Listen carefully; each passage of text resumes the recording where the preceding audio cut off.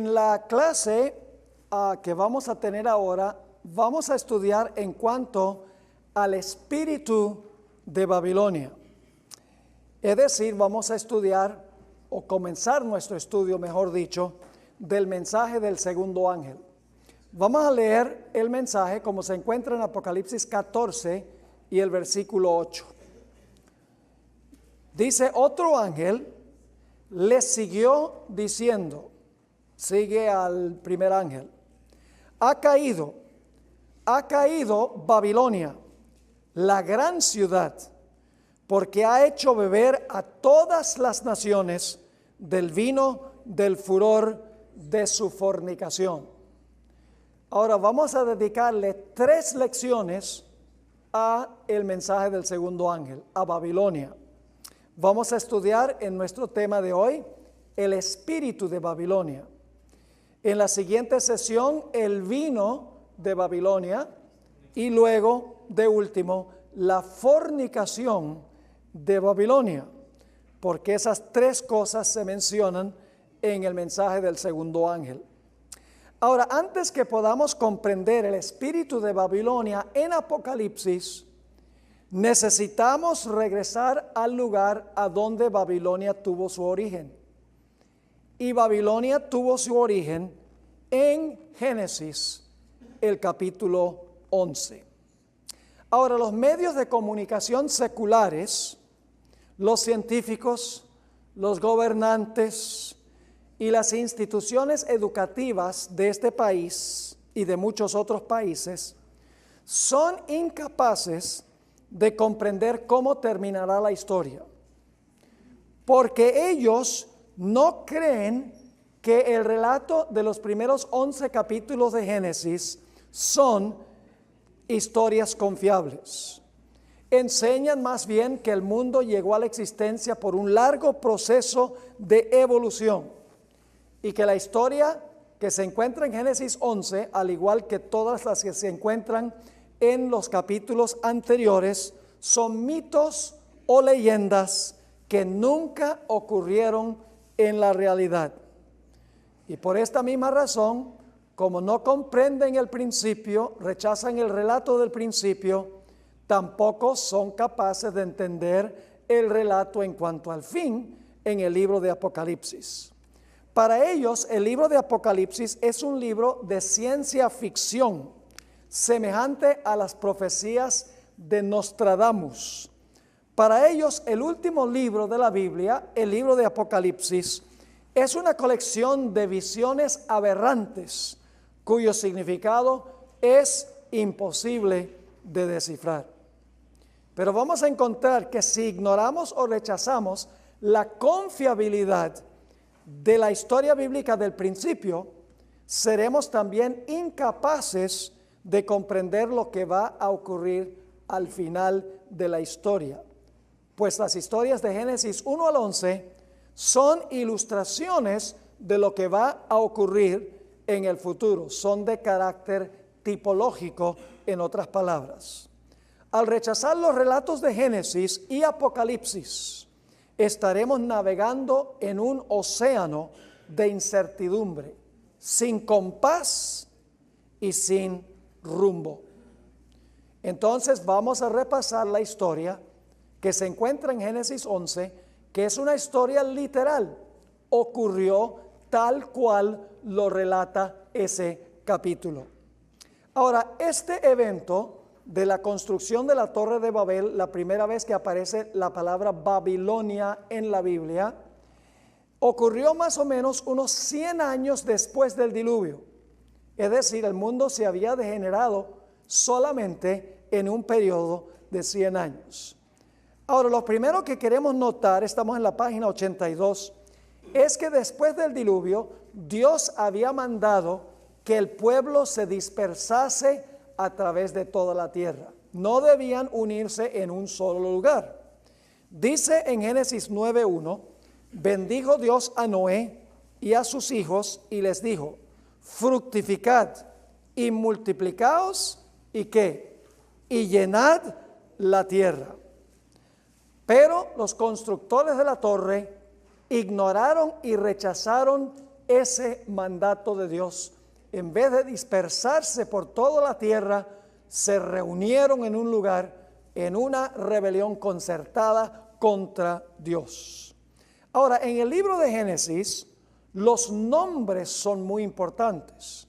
Cada nombre tiene un significado de vital importancia.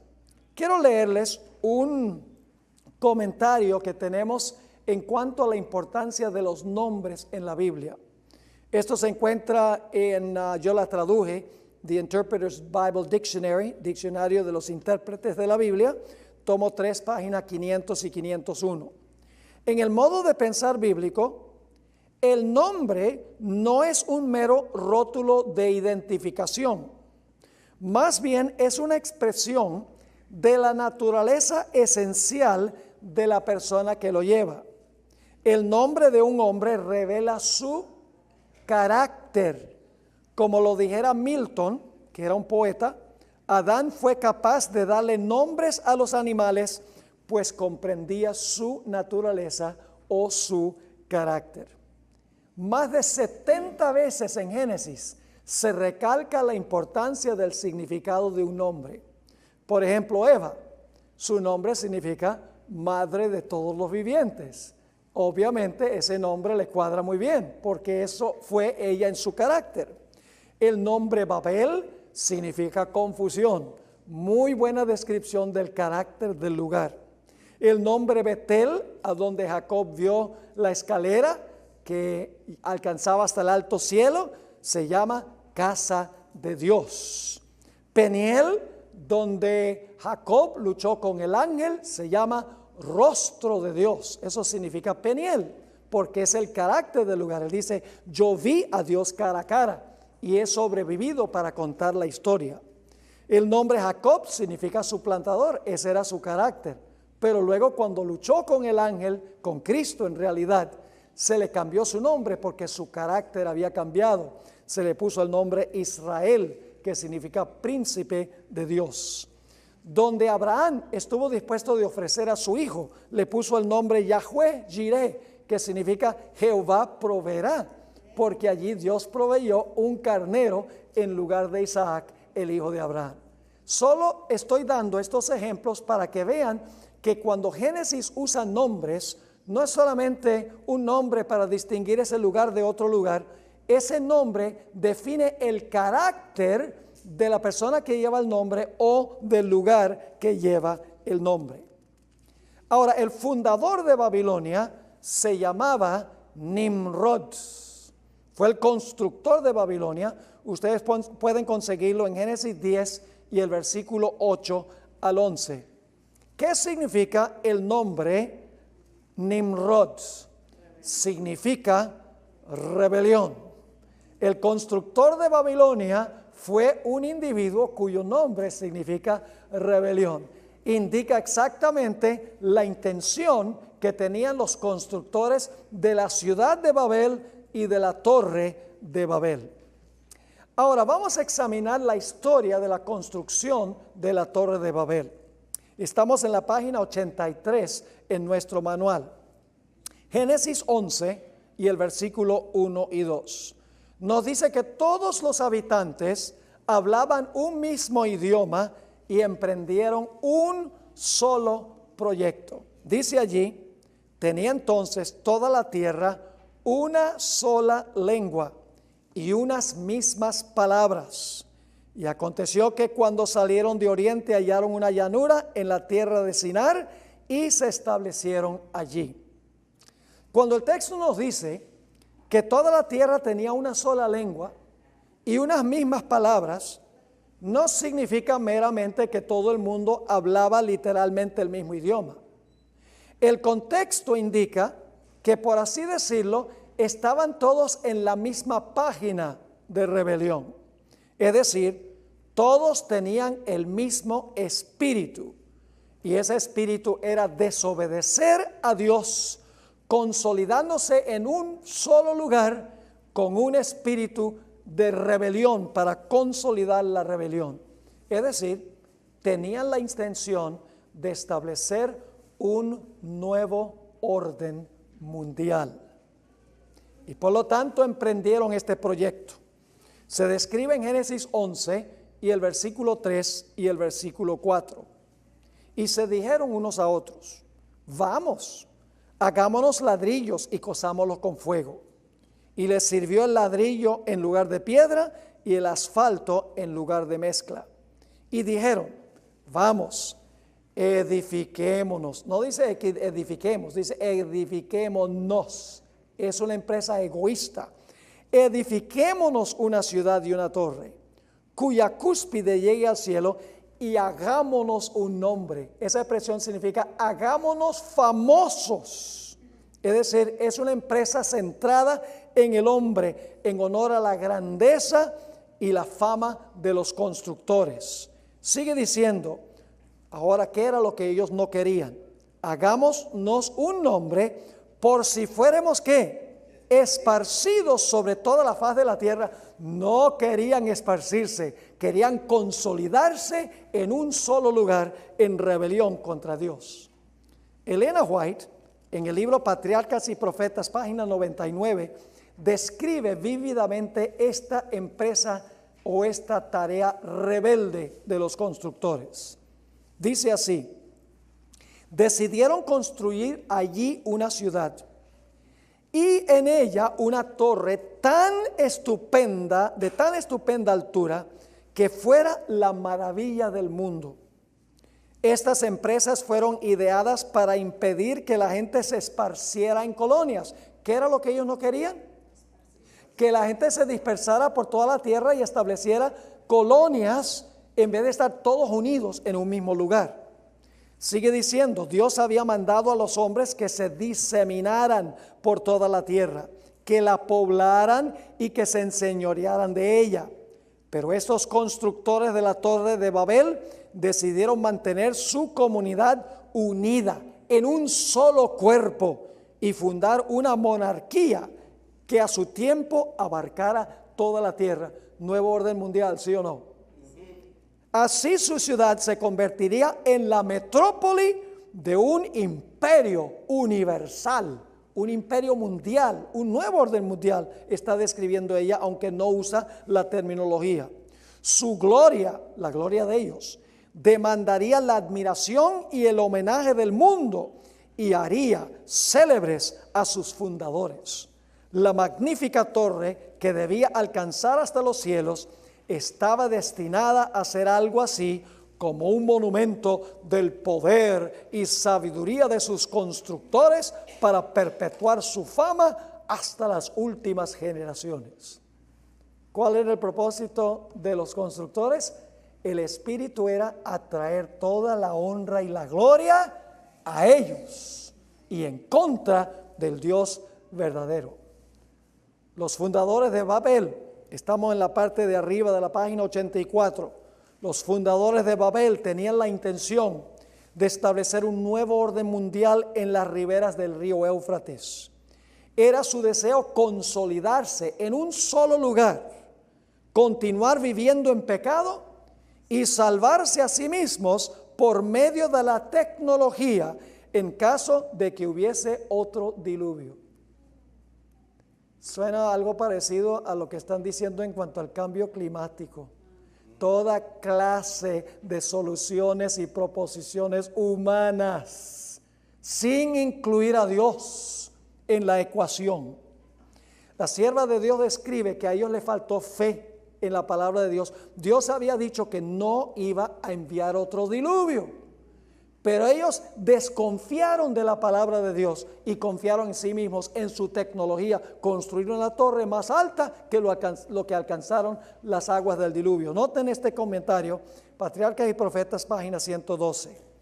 Creyeron que, construyendo la torre hasta una altura mucho más elevada que la que habían alcanzado las aguas del diluvio, pensaban colocarse a sí mismos más allá de todo peligro. Y al poder ascender a la región de las nubes, esperaban descubrir la causa del diluvio. Ellos sabían cuál era la causa. La historia era que Dios había mandado el diluvio. Ellos no querían creerlo. Dios había dicho, no voy a mandar otro diluvio. Dicen, salvémonos a nosotros mismos, construyendo una torre tecnológicamente avanzada para salvarnos a nosotros mismos. Carecían de fe y confianza en la palabra de Dios. Ahora, Dios no desbarató su plan inmediatamente. Dios siempre hace una investigación primero.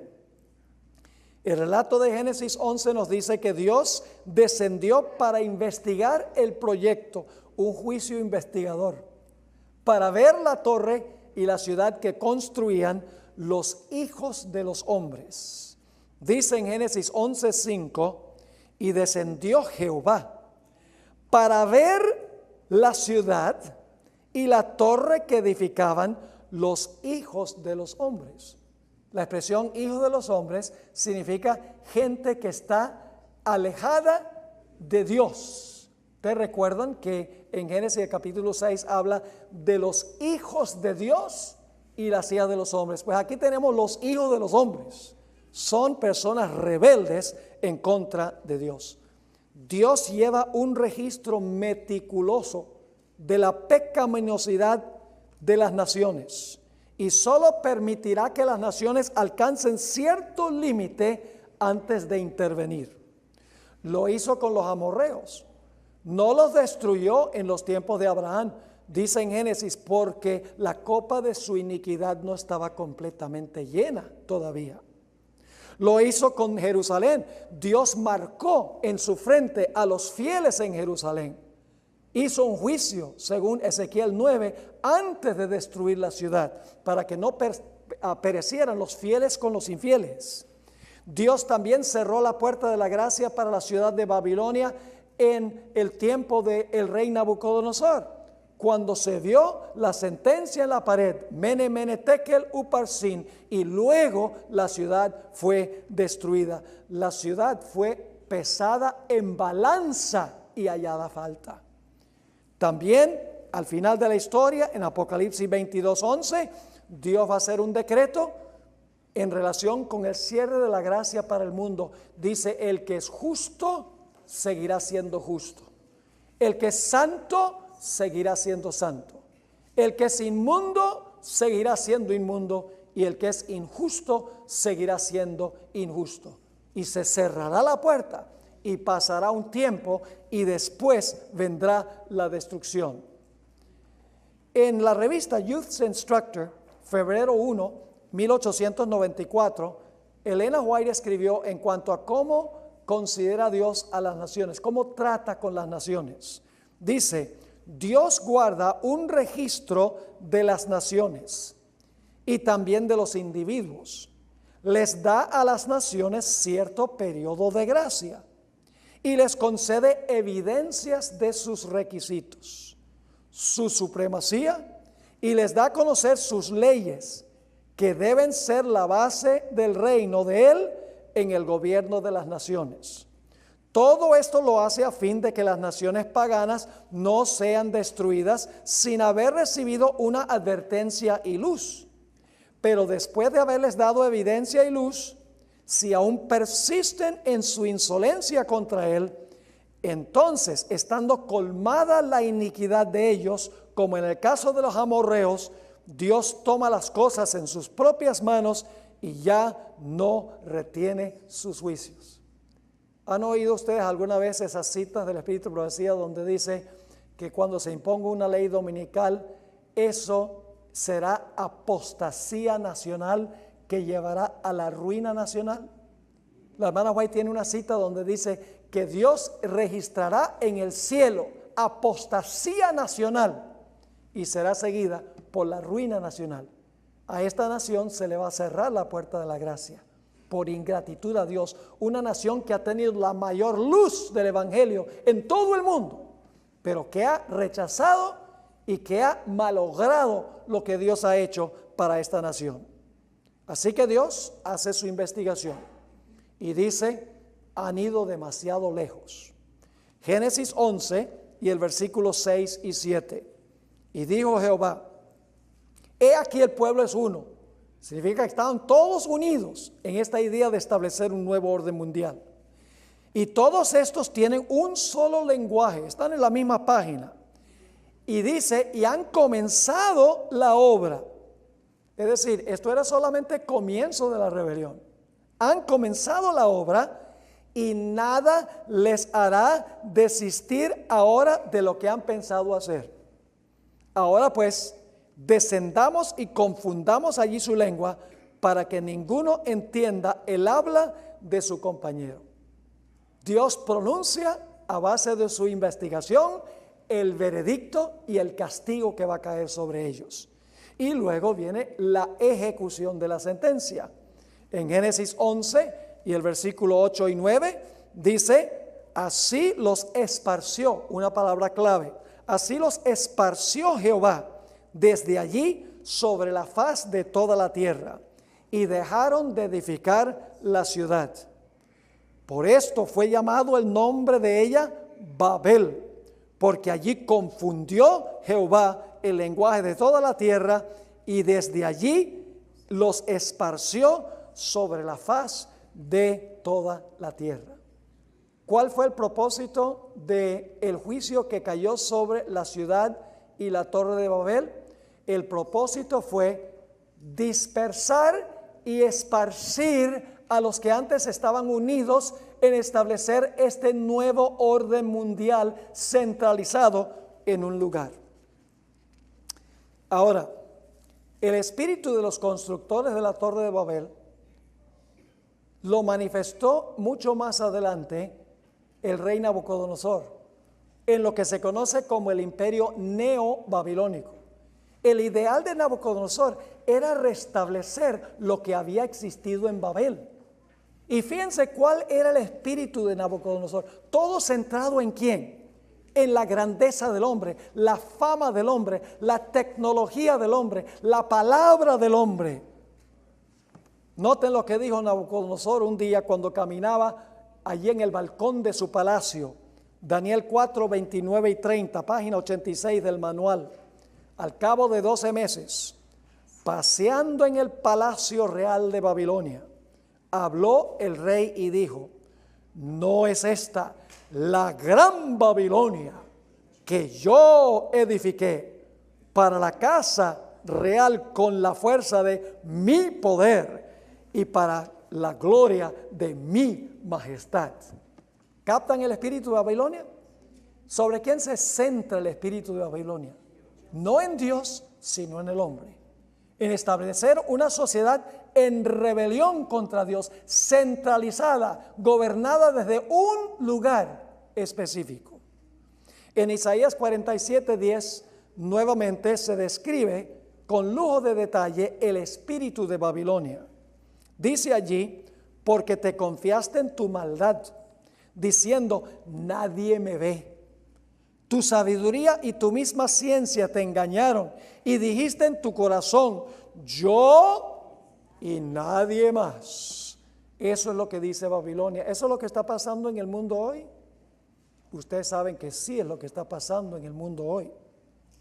Ahora, la dispersión en Babel fue una bendición. Quiero que noten los siguientes párrafos que son de crucial importancia. La confusión de las lenguas en Babel fue una bendición inmensa. Los constructores se dispersaron según su idioma y formaron múltiples naciones. Antes de eso no había muchas naciones, había solo todos unidos en un lugar con un solo proyecto. Pero ahora, cuando Dios confundió las lenguas, cada uno se reunió de acuerdo a su ¿qué? A su lengua, y establecieron naciones. Un nuevo orden, un orden mundial multinacional, multilingüe y multicultural hace mucho más difícil que se consolide la apostasía en una rebelión universal.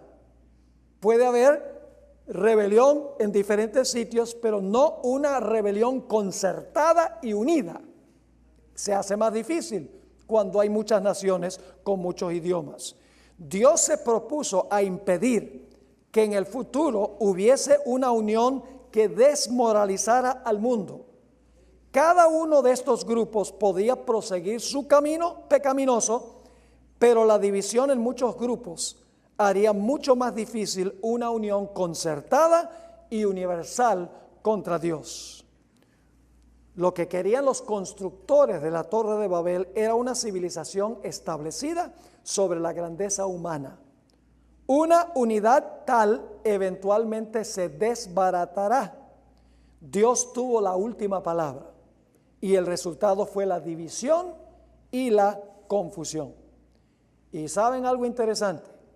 Todas las falsas prácticas, las prácticas erróneas, paganas, que persisten en la Iglesia Católica Romana, tienen su origen en la Torre de Babel. Todas las falsas religiones se originan en Babel. ¿Saben algo interesante? Los budistas usan el rosario. Los musulmanes usan el rosario. Y los católicos usan el rosario. Tiene que haber un lugar donde se originó la idea de usar un rosario en las oraciones. ¿Se originó dónde? En la Torre de Babel. Todas las religiones apóstatas se originan en Babel. Ahora, con esto en mente, podemos hablar de lo que está pasando actualmente en el mundo.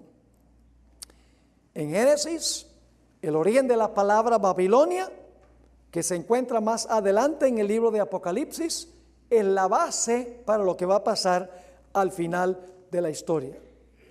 Lo que va a ocurrir es que al final de la historia, nuevamente, los seres humanos van a querer consolidarse para establecer un nuevo orden mundial.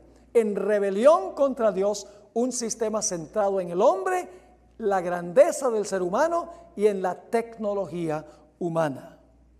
En 1990, el sacerdote jesuita Malaquías Martín escribió un libro muy interesante, Las llaves de esta sangre. Y allí él predijo el ascenso de un gobierno mundial bajo el liderazgo del papado. En ese tiempo había 3 sistemas en competencia por dominio global: el capitalismo, el comunismo y el catolicismo.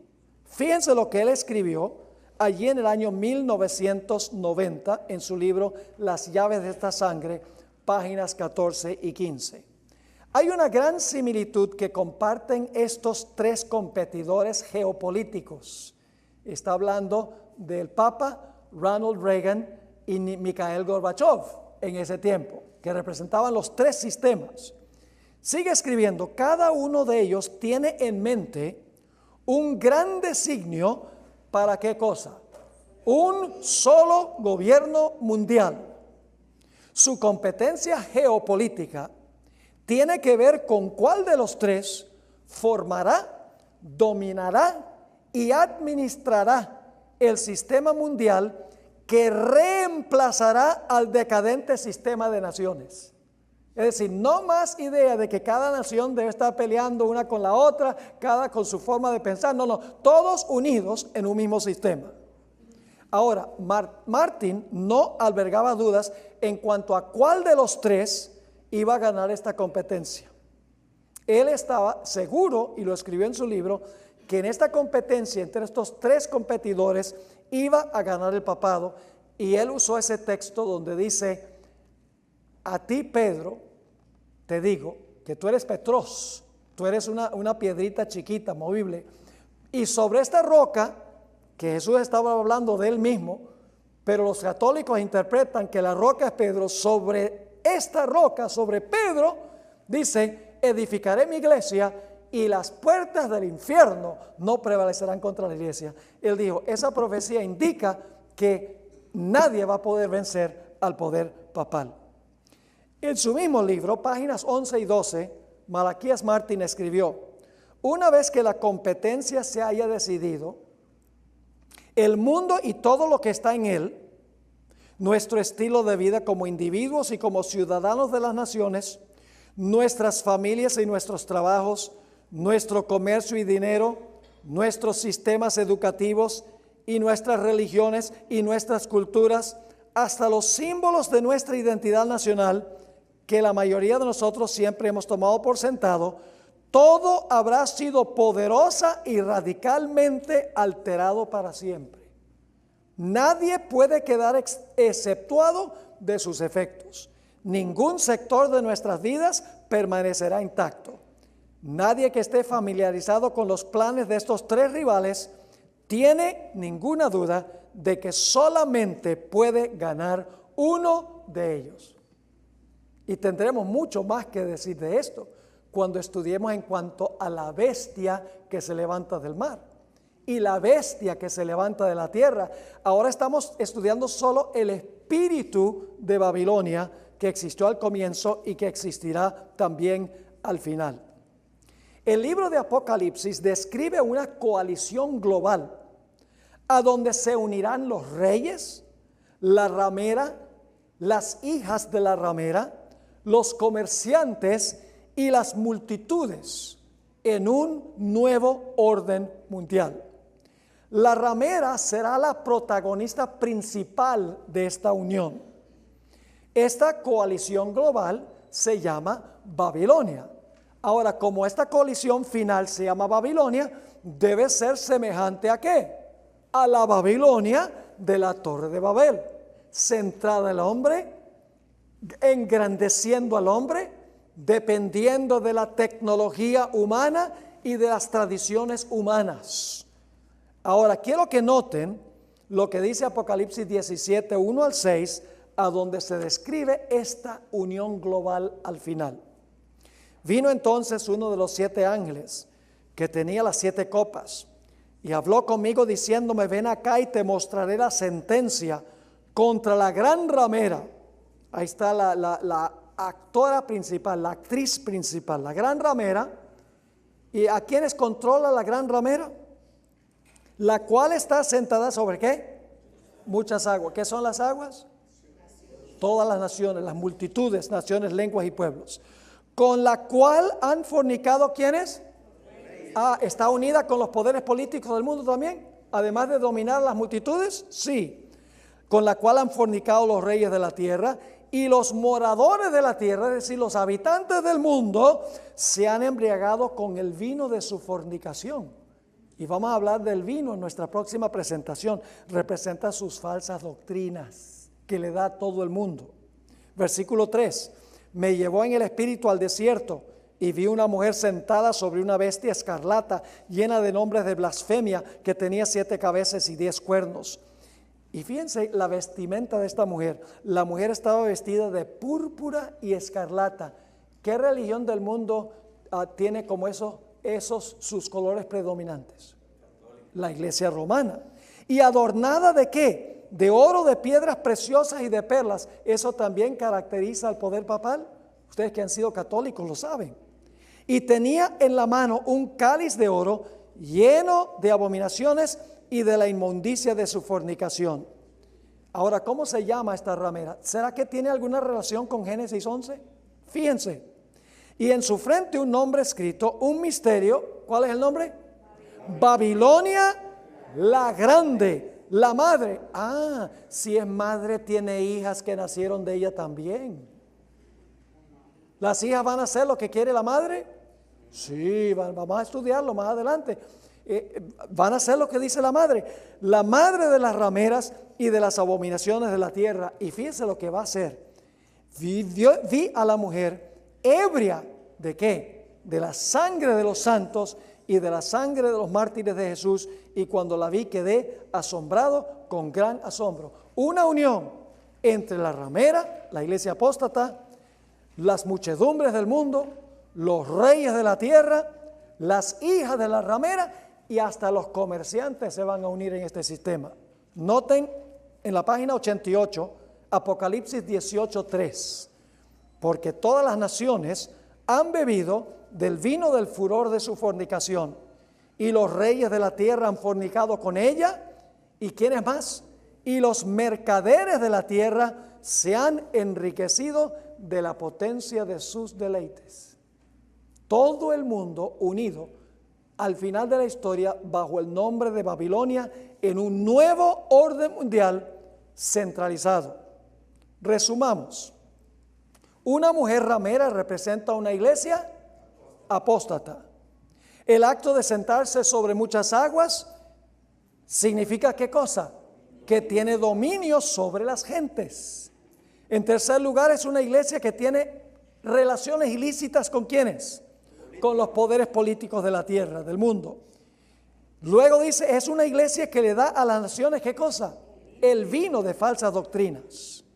Siguiente dice, es una iglesia cuyos colores predilectos son púrpura y escarlata. Es una iglesia rica y ostentosa, pues está ataviada con oro, piedras preciosas y perlas, para atraer la atención ¿a quién? A ella. Es una iglesia que tiene hijas que en algún momento posterior nacieron de ella, que actuarán igual que la madre. Y es una iglesia que en su historia ha estado manchada con la sangre de los mártires de Jesús. Ese es el espíritu de Babilonia. Ahora, no es coincidencia que el Papa Francisco I habla de la consolidación de las naciones. Habla de fronteras abiertas a donde hay inmigración libre, porque él quiere acabar con el sistema de naciones separadas una de la otra. Él sabe que esta inmigración diluye el espíritu patrio y desmorona las fronteras entre naciones. ¿Recuerdan lo que escribió Malaquías Martín? Francisco también ataca el capitalismo bajo el pretexto del bien común. ¿Ve? La idea, el bien común, todos juntos. Habla de la necesidad que tienen las grandes corporaciones mundiales de cuidar el medio ambiente e insta a las naciones ricas a redistribuir su riqueza a las naciones pobres. Es decir, la idea de que todos deben estar conectados y vinculados, todos deben estar iguales. Ahora, yo tengo aquí una frase un tanto directa. El Papa oculta bajo su sotana jesuita sus aspiraciones comunistas. ¿Ustedes saben quién es el jefe de los jesuitas, del orden de los jesuitas hoy? Un venezolano. ¿Y qué está pasando en Venezuela? Ustedes saben qué está pasando en Venezuela. ¿Qué ha dicho este líder de los jesuitas en cuanto a lo que está pasando en Venezuela? Nada. ¿Qué dice Francisco I en cuanto a lo que está pasando en Venezuela? Solo les dice, arreglen su problema. No dice nada, porque el Papa tiene aspiraciones socialistas de unir a todo el mundo en un sistema bajo el liderazgo del poder papal. Pero Dios tendrá la última palabra. La Babilonia final se va a desbaratar. Lo dice Apocalipsis 16, 17 al 21. El séptimo ángel derramó su copa por el aire y salió una gran voz del templo, del cielo, del trono diciendo, hecho es. Entonces hubo relámpagos y voces y truenos y un gran temblor de tierra, un terremoto tan grande cual no lo hubo jamás desde que los hombres han estado sobre la tierra. Y la gran ciudad que es Babilonia fue dividida. Antes estaba ¿qué? Unida. Ahora dice fue dividida en tres partes y las ciudades de las naciones cayeron y la gran Babilonia vino en memoria delante de Dios para darle el cáliz del vino del ardor de su ira. Y toda isla huyó, los montes no fueron hallados y cayó del cielo sobre los hombres un enorme granizo como del peso de un talento y los hombres blasfemaron contra Dios por la plaga del granizo porque su plaga fue sobremanera grande. ¿Va a caer este sistema babilonio final que quiere unir a todo en rebelión contra Dios? Va a caer, porque Dios lo dice así. El mundo hoy se caracteriza por el globalismo. Vivimos en un mundo unido por la transportación. Por ejemplo, American Airlines, que es la empresa aérea con la cual vuelo yo mayormente, tiene un sistema de alianza con otras empresas que se llama One World Alliance, la alianza una mundial. Aun cuando en las naciones del mundo se hablan diferentes idiomas, la tecnología ha hecho posible traducir un idioma a otro casi instantáneamente. Ya idioma no es barrera. Vivimos en un mundo a donde las economías están estrechamente vinculadas. Se ha dicho que cuando los Estados Unidos estornuda, al mundo le da gripe, pero se podría decir lo mismo de China y de otros países hoy en día. El mundo está unido por la comunicación a través de la tecnología, como Skype, correo electrónico, mensajes de texto, WhatsApp, teléfonos celulares, Twitter, Facebook. El mundo es una comunidad unida a través de los medios de comunicación. El mundo se ha unido por medio de tratados de libre comercio. El presidente Trump no le gustan esos tratados, pero él no va a ser presidente para siempre. Esto es algo que está sucediendo entre muchas naciones. El Papa Francisco I ha hecho un esfuerzo sobrehumano de unir a todas las iglesias. Ojalá tuviera yo tiempo para hablarles de todos los detalles sobre eso. El mundo occidental se está uniendo para hacerle frente a un enemigo común, el islamismo extremista. Y esta unión se transformará al fin en una oposición contra todo aquel que se considere sectario y fundamentalista. El Papa ha llamado a todas las naciones a que se unan para resolver el problema del cambio climático y la pobreza global. Todos estos métodos que se están proponiendo se basan en una filosofía rebelde. El modo de pensar actual es posmoderno, a donde se enfatiza la tolerancia, la necesidad de ser políticamente correcto. Se enfatiza la unidad en la diversidad, el pluralismo, los derechos humanos, que cada uno pueda hacer lo que quiera hacer. Por eso, matrimonio gay, LGBT, ministros homosexuales, cualquier cosa va, porque cada uno decide qué es correcto y qué es incorrecto. ¿Cuáles son entonces las aspiraciones y los objetivos del papado? Estamos en la página 10. Aquí llegamos a una sección muy importante. Vamos a dejar que el papado mismo nos diga.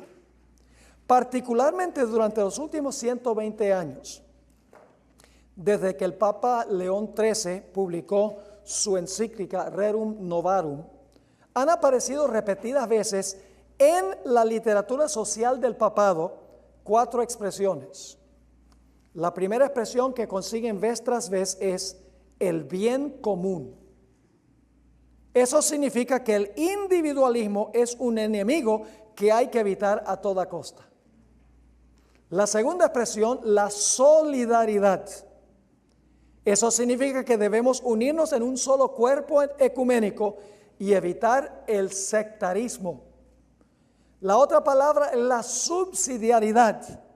Nuestros intereses personales son subsidiarios al bien común de todos.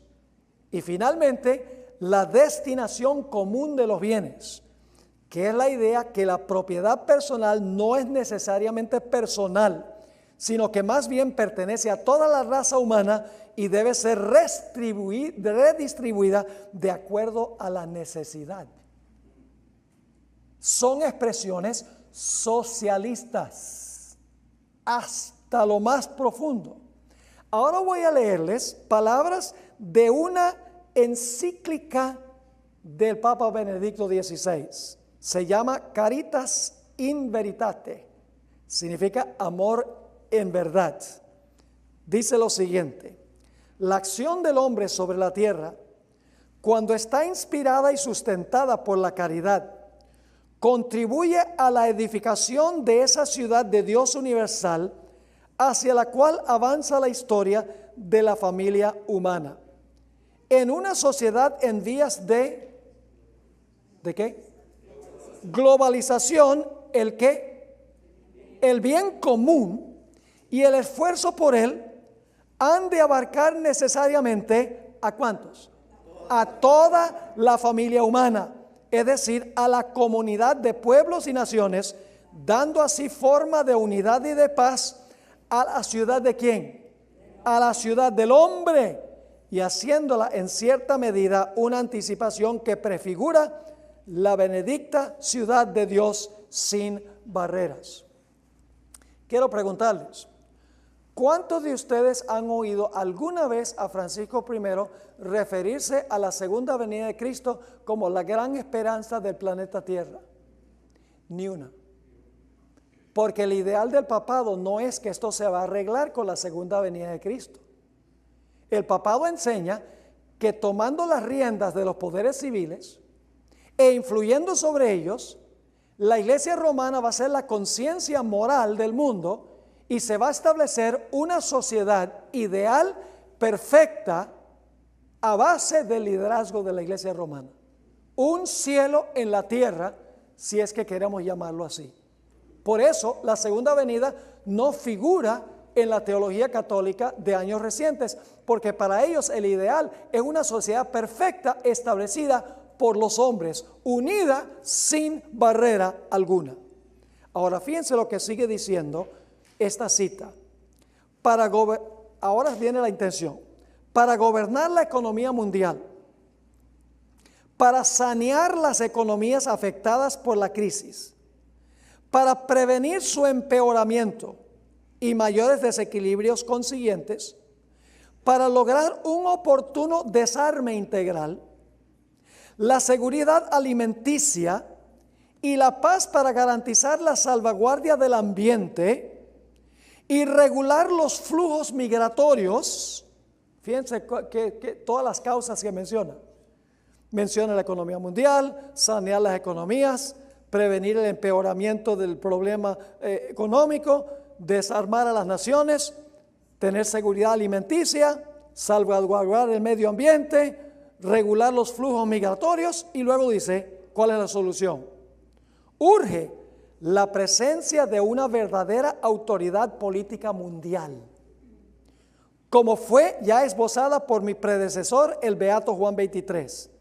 Esta autoridad deberá estar regulada por la ley, atenerse de manera concreta a los principios de subsidiariedad y de solidaridad, estar ordenada a la realización del bien común, comprometerse en la realización de un auténtico desarrollo humano integral, inspirado en los valores de la caridad en la verdad.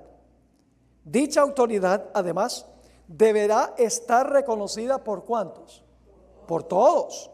Gozar de poder efectivo para garantizar a cada uno la seguridad, el cumplimiento de la justicia y el respeto de los derechos. Obviamente debe tener la facultad de hacer respetar sus propias decisiones a las diversas partes, así como las medidas de coordinación adoptadas en los diferentes foros internacionales.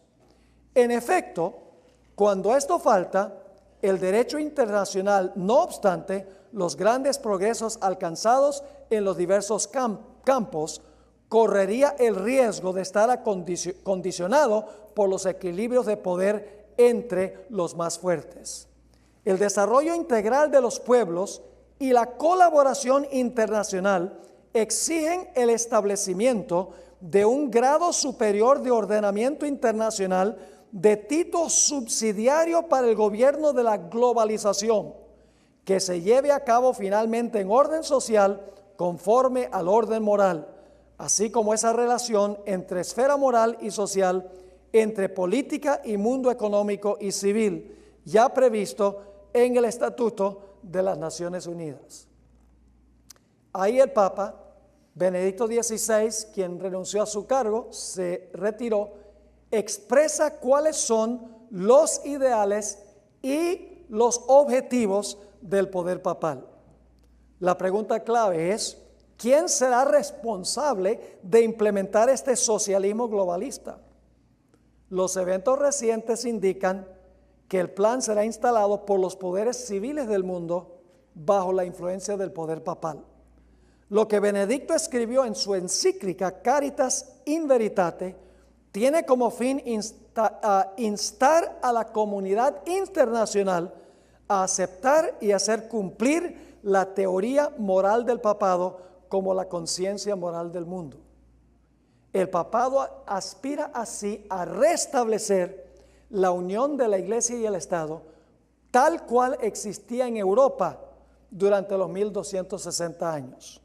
La ideología papal es que la Iglesia sirva como la conciencia moral de los poderes civiles del mundo y que las naciones cumplan lo que el papado desea. especialmente, finalmente, ¿qué será? La observancia del domingo como día de reposo. Esas son las aspiraciones del poder papal. Hacer otra civilización como la que existió en la Torre de Babel. Exaltar al hombre, la grandeza humana, la filosofía humana, un nuevo orden mundial, consolidando todo en rebelión contra Dios. Elena White tiene unos comentarios muy interesantes sobre lo que va a pasar al final de la historia. Ella escribió en Eventos de los Últimos Días, página 140, el tal llamado mundo cristiano será el teatro de acciones grandes y decisivas. Hombres en posiciones de autoridad pondrán en vigencia leyes para controlar la conciencia, siguiendo el ejemplo de ¿quién? Los reyes lo van a hacer. ¿Por qué razón? Porque el papado lo dice. Sigue escribiendo, Babilonia hará que todas las naciones beban del vino del furor de su fornicación. Y luego dice, ¿qué cosa? Toda nación se verá envuelta. Acerca de ese mismo tiempo, Juan el revelador declara, y luego ella cita Apocalipsis 18, 3 al 7 y 17, 13 y 14, que no vamos a leer. Estos tienen un mismo propósito. Y ahora escuchen esto. Habrá un vínculo ¿de qué? De unión universal, una gran armonía, una confederación de las fuerzas de Satanás. ¿Suena eso como la Torre de Babel? Exactamente. Ahora, el deseo que tienen las Naciones Unidas y el mundo en general se basa en la plataforma del error y la rebelión contra el gran Dios creador. Es una filosofía que le roba a Dios su sabiduría y grandeza, su amor y su bondad. Por ejemplo, la promoción del matrimonio homosexual y LGBT y la promoción del domingo como día de reposo es una afrenta contra el Dios del cielo. Porque Dios en la creación estableció varón y hembra. Dios casó a un hombre con una mujer. Dios estableció el sábado como día de reposo. Así que si este sistema mundial dice, no importa si te casas un hombre con un hombre, una mujer con una mujer, no importa si tienes ministros homosexuales, no importa cómo nazca una persona, si biológicamente nace un hombre, si se siente mujer, no hay ningún problema. Si dicen, bueno, el domingo es igual de bueno que el sábado, es una afrenta contra lo que Dios estableció en la creación, implementando teorías y prácticas humanas. Llegará el tiempo, mis hermanos y hermanas, en que las organizaciones minoritarias, como la Iglesia Adventista, será despreciada, se considerarán divisivos y perturbadores del pueblo, y eventualmente se levantará la persecución contra ellos porque se les considerará intolerantes. La hermana White tiene varias citas interesantes, no vamos a poderlas leer todas por la premura del tiempo, pero ella dice en el libro Fundamentos de la Educación Cristiana, página 289, cuando alcancemos la norma que el Señor espera que alcancemos, los mundanos considerarán que los adventistas son puritanos, fanáticos, raros y singulares. El mundo no nos considera así ahora porque nos parecemos tanto al mundo. En el tomo 5 de los Testimonios, página 515, ella escribió, nuestro pueblo ha sido considerado demasiado insignificante para ser digno de ser tomado en cuenta, pero vendrá un cambio. Dentro del mundo cristiano se están llevando a cabo movimientos que necesariamente traerán a la prominencia al pueblo que guarda los mandamientos. Algún día todo el mundo conocerá quién es la Iglesia Adventista del séptimo día. La hermana White dice también en el Conflicto de los Siglos, y solo puedo leer una parte, los que honran el sábado de la Biblia serán denunciados como enemigos de la ley y del orden, como quebrantadores de las restricciones morales de la sociedad y por lo tanto causantes de anarquía y corrupción que atraen sobre la tierra los altos juicios de Dios. Sus escrúpulos de conciencia serán presentados como obstinación, terquedad y rebeldía contra la autoridad. Serán acusados de deslealtad hacia el gobierno. Los ministros que niegan la obligación de observar la ley divina Predicarán desde el púlpito que hay que obedecer a las autoridades civiles porque fueron instituidas por Dios. En las asambleas legislativas y en los tribunales se calumniará y condenará a los que guardan los mandamientos. Se falsearán sus palabras y se atribuirán a sus móviles las peores intenciones. Hasta ahí nos alcanza el tiempo. Eso es lo que le espera al pueblo de Dios por hacerle oposición al proyecto de Babilonia. ¿Qué debemos estar haciendo nosotros ahora entonces en este tiempo? Hermanos y hermanas, el diablo está uniendo al mundo contra Dios y está dividiendo a la iglesia y a adventista contra ella misma. No ha habido un tiempo en que la iglesia adventista ha estado tan dividida como ahora, porque el diablo sabe que si él puede unir a su sistema y dividir al ejército de Dios, tiene la victoria ganada. La hermana White dice, y esta es la última cita que tenemos en la última página de este capítulo, Testimonios para la Iglesia, tomo 4, la página 21, dice, Cristo está sacando a un pueblo que se pare en perfecta unidad sobre la amplia plataforma de la verdad eterna. Dios quiere su iglesia, que su iglesia esté edificada sobre la verdad, nada más la verdad y solamente la verdad. Así que hermanos y hermanas, tendremos que hacerle frente a este ideal socialista que finalmente va a terminar en destrucción. Pero Cristo vendrá y establecerá su reino que nunca tendrá fin, y los que están con Jesús estarán con Él eternamente en el reino.